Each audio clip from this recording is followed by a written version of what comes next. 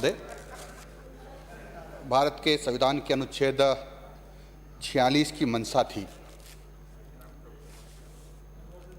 कि देश के दुर्बल और वंचित जो लोग हैं उनको हम आम जनों के बराबर लाने के लिए उनकी अर्थ और शिक्षा के हितों की रक्षा करें और उनकी सामाजिक न्याय और सब प्रकार के शोषण में उनकी सुरक्षा करें। माननीय सभापति महोदय, ये भावना जो संविधान की थी वो अभी तक भी पूरी होने की ओर नहीं बढ़ रही है। सन 1970 जब माननीय भैरों सिंह जी शेखावत साहब हमारे बीच में नहीं है, अभी जो मुख्यमंत्री बने थे, कृपया ध्यान दीजिए, माननीय सदस्य बोल रहे हैं, सुनिए। अब उन्होंने इस पर बात नहीं, प्लीज ध्यान दिया था। प्लीज आपस में बात नहीं। स्वतंत्र भारत के राजस्थान प्रदेश के एक मुख्यमंत्री ने ध्यान दिया कि अनुसूचित जाति और जनजाति काफ़ी पिछड़ी हुई है, ये वंचित लोग हैं सामाजिक दृष्टि से और आर्थिक दृष्टि से। इनको आर्थिक दृष्टि से और सामाजिक दृष्टि से उन्नयन करने की आवश्यकता है और इसीलिए उन्होंने स्पेशल कंपोनेंट प्लान और टीएडी योजना लाए और उसके माध्यम से उन्होंने सैद्धांतिक रूप से ये कहा कि जितना इनकी जातियों का प्रतिशत प्रदेश में है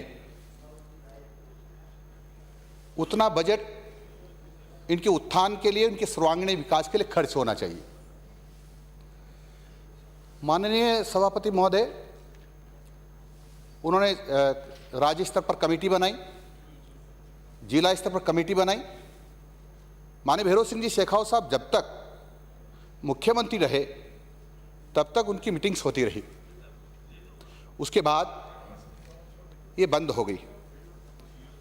मैं जब 93 में मैं समाज कल्याण मंत्री बना तो मैंने उसको देखा उठाकर, तो भारतीय जनता पार्टी के शासनकाल को छोड़ दें तो उसके अतिरिक्त किसी ने भी कांग्रेस राज के मंत्रियों ने या मुख्यमंत्री ने उसकी मीटिंग नहीं ली, यानी उसकी चिंता ही नहीं की। जबकि उसकी मंशा ये थी संविधान की कि अनुसूचित जाति और जनजाति, यानी दूसरे शब्दों में कहूँ तो वंचित जो लोग हैं, जो दुर्बल लोग हैं, उनका सर्वांगीण विकास किया जाए सामाजिक और आर्थिक दृष्टि से। आपको जानकर खुशी होगी कि माननीय भैरों सिंह जी शेखावत साहब थे जिन्होंने सोचा कि सत्ता में इनकी भागीदारी होनी चाहिए। सत्ता में भागीदारी नहीं थी तो पंचायत राज में उन्होंने अनुसूचित जाति और जनजाति के लोगों का आरक्षण किया और उसका प्रतिफल हम देख रहे हैं। आज जिला प्रमुख एससी के हैं, एसटी के हैं, प्रधान हैं, सरपंच हैं, पंचायत समिति सदस्य हैं, जिला परिषद सदस्य हैं। लेकिन कांग्रेस के इतने शासन करने के बावजूद भी इनके ध्यान में नहीं आया था कि कोई इस देश के में रहने वाले कुछ लोग ऐसे हैं जो वंचित हैं, दुर्बल हैं, उनको भी सहभागिता इस शासन में चाहिए। चिंता नहीं की और बड़ी बड़ी बातें करते रहे कि वे दुर्बल और वंचित लोगों के पक्षधर हैं, उनका विकास चाहते हैं, उनके भले की बात करना चाहते हैं। ऐसा करते रहे लेकिन उनको बेवकूफ़ बना करके एक तरह से वोट लेते रहे, लेकिन उनके उत्थान की बात नहीं सोची। माननीय सभापति महोदय, जो बिल अभी लाए हैं उससे पहले कई प्रदेश इससे कई गुना अच्छा। माननीय मंत्री महोदय, आप प्रभारी मंत्री हैं, कृपया सुनिए, मेरा विनम्र निवेदन है, आपको कोई राय चाहिए तो अपने चैम्बर में ले जाइए इनको।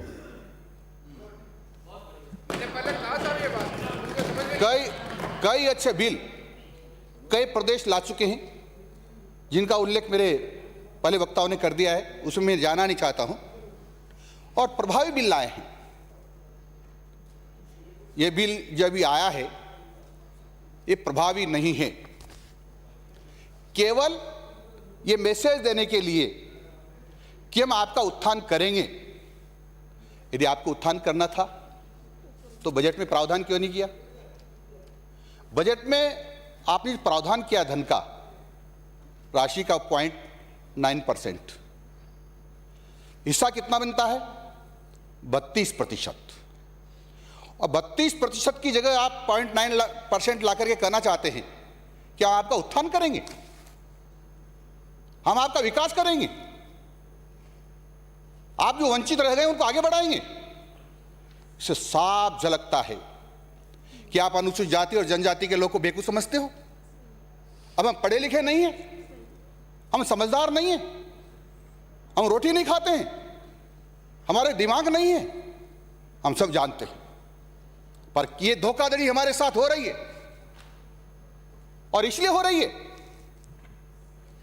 क्योंकि अनुसूचित जाति और जनजाति का व्यक्ति समझ गया है कि कांग्रेस सरकार हमारी भला नहीं कर सकती है, और इसलिए निरंतर आइए माननीय महोदय, बिल पर प्लीज। बिल पर ही आ रहा हूं, बिल पर ही आ रहा हूं। वो समझ गई है, मेरे बिल पर ही आ रहा हूं, वो समझ गई है, और इसलिए वह इसे छिटकती जा रही है। इन्होंने सोचा कि अभी पहले वाली स्थिति होगी, इसलिए ऐसा लंगड़ा लूला बिल लाइए ताकि इनके मरहम लग जाए। इनको ये पता ही नहीं कि पढ़े लिखे हो गए हैं। अरे पढ़े लिखे हो गए हैं, समझदार हो गए। वह राजस्थान की जो विधानसभा बोला जाता है उसको सब सुनते हैं, दूसरे अखबार भी पढ़ते हैं, परंतु इनको जानकारी नहीं है। माननीय सभापति महोदय, इन्होंने बिल में कहा है कि हम प्रदेश स्तरीय परिषद बनाएंगे और जो मॉनिटरिंग करेंगे। प्रदेश स्तरीय परिषदें क्या है? सलाहकार समितियां बनाएंगी जो सलाह देगी, और सलाह माने या ना माने ये तो उनकी इच्छा पर निर्भर करता है। आप प्राधिकरण क्यों नहीं बनाते हैं? प्राधिकरण बनाइए ना, राज्य स्तरीय बनाइए, जिला स्तरीय बनाइए, पर नहीं बनाना चाहते हैं। और फिर कहते हैं नियम हम बनाएंगे। नियम कानून में नहीं डालेंगे, हम इस एक्ट में नहीं डालेंगे, हम बनाएंगे। क्यों? क्या डर लग रहा है आपको? क्यों नहीं डाल रहे इसमें? किस बात का डर लग रहा है? नियमों में नियम इसी में डालना चाहिए, अलग से कोई नियम बनाने की जरूरत नहीं है। माननीय सभापति महोदय, और इन्होंने यहां तक कहा गया है कि वैसे बीच में बोलना नहीं चाहिए, लेकिन मैं निवेदन कर रहा हूं, मेरे अनुभव के अनुसार एक्ट पारित होता है और एक्ट पारित होने के बाद उसके रूल्स बनाए जाते हैं। ये प्रक्रिया है, और इस एक्ट में नहीं, सभी एक्ट में आप अपनी बात कहिए प्लीज। कई एक्ट में पहले जो एक्ट बने हुए हैं दूसरे प्रदेशों ने बनाया है उसमें डाले हैं। ये परंपरा होगी, ये ऐसा कोई रूल्स नहीं है कि ऐसा ना हो, ये परंपरा हो सकती है। माननीय सभापति महोदय, मैं ये भी निवेदन करना चाह रहा हूं कि इन्होंने कहा कि स्टेट काउंसिल बनाएंगे, तो काउंसिल का गठन कैसे होगा, उसका कार्य क्या होगा, कार्य प्रणाली क्या होगा, इसका प्रावधान बताया ही नहीं, उल्लेख ही नहीं किया। आखिर में क्यों नहीं किया? और कहा कि माननीय मुख्यमंत्री की अध्यक्षता में बनेगी। माननीय मुख्यमंत्री जी इसकी मीटिंग लेंगे, उनको समय है। अरे उनको चिंता होती ना इतनी, अनुसूचित जाति और जनजाति के सदन में होते, सबकी चर्चा सुनते और उसके आधार पर आगे काम करते। लेकिन मुख्यमंत्री जी को अनुसूचित जाति और जनजाति की चिंता नहीं है, उनके लिए लास्ट पायदान पर पाए जाते हैं, वो लास्ट पायदान पर समझते हैं लोगों को, इसलिए यहाँ नहीं है। मैं ये भी कहना चाहता हूँ माननीय सभापति महोदय कि इसमें जो ये बनाने वाले जो इन्होंने प्रावधान किया है प्रस्तावित बिल में काउंसिल में माननीय मुख्यमंत्री होंगे, सामाजिक न्याय अधिकारिता मंत्री होंगे, आदिवासी मंत्री होंगे, शिक्षा मंत्री होंगे, और SC/ST के 5 विधायक और सांसद होंगे। मैं ये कहना चाहता हूँ कि इसमें प्रशासनिक अधिकारी, रिटायर्ड जो प्रशासनिक अधिकारी हैं वह भी होना चाहिए, प्रबुद्ध जन भी होना चाहिए, जनप्रतिनिधि भी होना चाहिए, आर्थिक विकास के मामलों के जानकार जो विशेषज्ञ हैं, शिक्षाविद हैं, वह भी उसका भी इस पर प्रतिनिधित्व होना चाहिए। और इसी तरह का जो मैं कह रहा हूँ प्राधिकरण जिले में भी होना चाहिए, ताकि जिला स्तर पर अपनी योजनाएं बना सके। नहीं तो क्या होगा माननीय सभापति महोदय, इसमें प्रावधान है कि विभाग वाले अलग अलग योजना बना करके लाएंगे और फिर उसके आधार पर ये स्वीकृतियां करेंगे।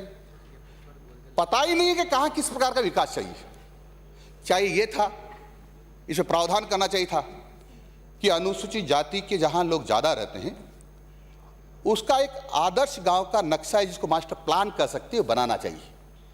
इन लोगों को किस प्रकार की जरूरतें होती हैं, किस प्रकार का अच्छा गांव बन सकता है, वहां किस प्रकार का इनको वातावरण देना है, उसके आधार पर फिर आगे की कार्रवाई प्रारंभ करते तो अच्छा रहता। नहीं तो कभी तो पीडब्ल्यूडी वाला प्रस्ताव लेके आएगा, सड़क बना देते हैं, फिर पीएचडी वाला प्रस्ताव लेके आएगा, सड़क तोड़ देते हैं, मुझे लाइन को बिछाना है, फिर दूसरा आएगा कि मुझे फाइबर केबल बिछानी है, मैं तोड़ देता हूं।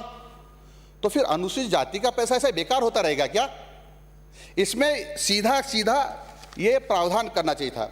माननीय सभापति महोदय, मैं ये भी कहना चाहता हूं कि जैसे मेरे पूर्व वक्ताओं ने भी कहा है कि इस प्राधिकरण का जो अध्यक्ष आप बनाएंगे, जो आप तो कर परिषद बना रहे हैं, समिति बना रहे हैं, मैं जो प्राधिकरण कर रहा हूं उसका गठन होना चाहिए। उसका अध्यक्ष जो कलेक्टर को बनाएंगे तो उसमें पूर्णकालिक जो सचिव कहो या कुछ भी काम करने वाला को एडीएम होना चाहिए, एडीएम स्तर का जो पूर्णकालिक हो, यही काम देखे और उसकी नियमित रूप से बैठकें होनी चाहिए, इसकी मॉनिटरिंग करने वाला होना चाहिए और हर विभाग में भी मॉनिटरिंग करने वाला होना चाहिए। नहीं तो आज तो पोपाबाई का राज है, कहीं भी कोई भी काम करके स्पेशल कंपोनेंट प्लान में डाल दो जी, स्पेशल कंपोनेंट प्लान में डाल दो। मुझे पूछो कि भैया तालाब किस में आपने स्पेशल कंपोनेंट प्लान में डाल दिया, ये तालाब क्यों डाला आपने, इसका निर्माण किया तो साहब इसमें है ना, जो अनुसूचित जाति के लोगों के जानवर भी इस पे पानी पीते हैं, इसलिए हमने इसमें डाल दिया है। ये सड़क है ना, इस पर अनुसूचित जाति के लोग भी गुजर रहे हैं, इसलिए हमने इसमें डाल दिया है। माननीय सभापति महोदय, मैं निवेदन करना चाहता हूं, बहुत विनम्र शब्दों में निवेदन करना चाह रहा हूं कि यहां कहा गया है कि प्रस्तावित बिल में उत्तरदायित्व तो पारदर्शिता, उल्लेख तो कर दिया इसमें, पारदर्शिता कैसी होगी, उत्तरदायित्व तो कैसे तय करेंगे, इसका उल्लेख नहीं किया गया है। इसकी पालना कराना जरूरी है ना, तो पालना कराने के लिए आपने क्या प्रावधान किया इसमें, क्यों नहीं किया? पालना ऐसे ही नहीं होती है, पालना के लिए डंडा बताना पड़ता है, डर बताना पड़ता है, जैसे अन्य प्रदेशों ने किया ना, 6 महीने तक सजा। और मैं तो ये कहता हूं एट्रोसिटी एक्ट की धारा 3 भी इन पर लागू होना चाहिए, धारा 4, मैं एट्रोसिटी एक्ट की बात कर रहा हूं, हाँ एट्रोसिटी एक्ट की धारा 4 लगना चाहिए ताकि ये जेल जाएं। तो उन 1-2 अधिकारी जेल चले गए ना तो अनुसूचित जाति के लोगों का पैसे का दुरुपयोग कोई नहीं करेगा, नहीं तो मनमाफिक दुरुपयोग करेंगे। इनको डर दिखाना पड़ेगा, नहीं तो आपने देखा ना आरक्षण के मामले में उन्होंने क्या किया है, आरक्षण के मामले में टुकड़े टुकड़े करके वैकेंसी निकालते हैं और ये सोचते को अनुसूचित जाति का व्यक्ति आ ना जाए। और फिर इन्होंने सरकार को पाठ पढ़ा दिया कि 3 साल तक यदि भर्तियां नहीं होती है तो उनको सामान्य वर्ग से भर लिया जाए। 3 साल तक मत करो, हमको अयोग्य घोषित कर दो, क्या जाता है आपका तो कुछ बिगड़ने वाला ही नहीं है ना, इसलिए हमको अयोग्य घोषित कर दो और दूसरों से भर लो। मैं कहता हूं उसमें भी आरक्षण में भी संशोधन होना चाहिए। जो आपने कहा ना कैरी फॉरवर्ड नहीं होगा, उसको करना चाहिए और ये जो नहीं करते हैं उस पर दंडात्मक कार्रवाई होना चाहिए, कठोर दंडात्मक कार्रवाई होना चाहिए। नहीं तो ये काम ऐसे चलने वाला नहीं है। नहीं तो अनुसूचित जाति के लोगों का शोषण होता रहेगा और जिस प्रकार से लोग दिखावा कर रहे हैं ना, उस प्रकार से ये चलता रहेगा। माननीय सभापति महोदय, ये भी देखना चाहिए कि अनुसूचित जाति और जनजाति के लोगों का विकास अन्य लोगों की अपेक्षा कितने प्रतिशत कम है, और उतने प्रतिशत कम है उतना ही उनको उठाने के लिए प्रयास करना चाहिए। ये प्रावधान इसमें नहीं किया गया है। नहीं किया गया। आप यही बताना चाहते हैं कि हमने इतने रुपए खर्च कर दिए, इतने रुपए खर्च कर दिए। ये बताना होगा कि ये लोग अभी इतना परसेंट सामान्य लोगों से, आर्थिक दृष्टि से, सामाजिक दृष्टि से नीचे हैं, और उनको इस बिल के माध्यम से जो हम धन का आवंटन करेंगे या प्रावधान करेंगे, उसके माध्यम से उनको वहां लाएंगे। लेकिन इसमें कोई प्रावधान नहीं किया गया है। मैं ये भी निवेदन करना चाहूंगा कि इसकी मॉनिटरिंग के लिए एक वेब पोर्टल बनाकर उसकी नियमित रूप से रखरखाव करें, उसको ध्यान में रखें। माननीय सभापति महोदय, मैं ये बिल है और मैं गंभीर बात कर रहा हूँ, ये अनुसूचित जाति के लोगों का मामला है। कंक्लूड करो आप कोई बात। ये क्योंकि जो बहुत ही लाइटली ले रहे हैं ना धारीवाल जी, ये ठीक नहीं है। और इनके अनुसूचित जाति और जनजाति के डेवलपमेंट के लिए टेक्निकल और सपोर्ट इकाई का गठन करना चाहिए, ताकि टेक्निकल दृष्टि से और उनको सपोर्ट देने की दृष्टि से एक इकाई का गठन हो। वह गठन भी मैं कहता हूँ प्रदेश स्तर पर भी हो, जिला स्तर पर भी हो। और बजट का जो कई बार ये होता है ना कि साहब ये बजट तो खर्च ही नहीं हुआ है, जैसे 100 करोड़ का प्रावधान करके और 10 करोड़ खर्च करके कर दिया, ये तो खर्च ही नहीं हुआ। खर्च नहीं हुआ तो दूसरी जगह खर्च कर दो। ये नहीं होना चाहिए। इस वर्ष में यदि फंड बच भी गया है तो दूसरे साल में उसको कैरी फॉरवर्ड कर दो, ताकि वो पैसा उसी के लिए लगे, उसी समाज के लिए लगे, उसी वर्ग के लिए लगे, यानी अनुसूचित जाति और जनजाति के सर्वांगीण विकास के लिए लगे। लेकिन ऐसी सोच नहीं है। माननीय सभापति महोदय, इस सरकार की यदि ऐसी सोच होती ना तो अभी तक कितना हो जाता। मैं तो चाहता हूं इस सरकार से कि पिछले 25 साल से जितना पैसा हमारा बचा हुआ है अनुसूचित जाति और जनजाति का, उसकी गणना की जाए। कितना नहीं लगाया, जनसंख्या के प्रतिशत के आधार पर लगाना था, उसका सबको आकलन करके और फिर टोटल अनुसूचित जाति के लोगों का विकास किया जाए, तो मैं गारंटी देता हूं अनुसूचित जाति के लोग आपसे ज्यादा सब तरह से प्रोग्रेस करेंगे। उनके रहने की व्यवस्था ठीक होगी, उनका गांव ठीक होगा, उनका मकान ठीक होगा, शिक्षा में आगे बढ़ेंगे। लेकिन इस कांग्रेस ने हम लोगों को पीछे रखने के लिए बजट में प्रावधान किया, नाटक किया, लेकिन हमारा शोषण करते रहे, उस पैसे को दूसरी जगह लगाते रहे। एक उदाहरण देकर मेरी बात समाप्त करना चाहता हूं। मैं कोटा की बात कर रहा हूं। ये अनुसूचित जाति के लोगों का मामला है। ये धारीवाल जी बैठे हैं ना, अनुसूचित जाति के जनजाति के 5 वार्ड आते हैं राजमंड्री विधानसभा क्षेत्र में। बिल पे बोलिए कहा, हाँ बिल पे ही है। बिल पे अनुसूचित जाति के लोगों के साथ क्या करते हैं बिल पे। तो अनुसूचित जाति के लोगों के क्षेत्र में जो विकास का काम हो रहा था, जो स्वीकृति दी थी इन लोगों ने, उनको भी और रोक दिया मौखिक रूप से। कहा कि अनुसूचित जाति के लोगों का विकास नहीं होना चाहिए, ये हमसे आगे बढ़ जाएंगे तो कल हमसे कंपटीशन करेंगे, और ये कह करके अधिकारी ने काम रोक दिया। ये अनुसूचित जाति के उद्धार करेंगे, ये अनुसूचित जाति के लोगों का उद्धार नहीं कर सकते, ये शोषण करेंगे। शोषण करना इन्होंने सीखा है। इसलिए माननीय सभापति महोदय, ये बहुत ही गंभीर मामला है। और मैं आपसे कहना चाहता हूं, देखो कांग्रेस के लोगों की इस बिल पर जब चर्चा हो रही है, कितने लोग यहां बैठे हैं, कितने लोग हैं, कितने मंत्री हैं, मुख्यमंत्री गायब है। मैं घोर निंदा करता हूं। जब अनुसूचित जाति और जनजाति के बिल पर चर्चा हो रही है, तब यहाँ के मुख्यमंत्री यहाँ नहीं है। इससे बड़ा विरोधी अनुसूचित जाति जनजाति का मुख्यमंत्री से विरोधी और इस कांग्रेस से विरोधी कोई हो नहीं सकता। इस बात में घोर निंदा करता हूं, घोर निंदा करता हूं, घोर निंदा करता हूं। श्री छगन सिंह। सभापति महोदय, आज राजस्थान राज्य अनुसूचित जाति और अनुसूचित जनजाति विकास निधि विधेयक 2022 के लिए चर्चा हो रही है। मैं पुनः निवेदन कर रहा हूं कि रिपीटेशन को कृपया अवॉइड करें। रिपीटेशन को अवॉइड करें। बिल्कुल।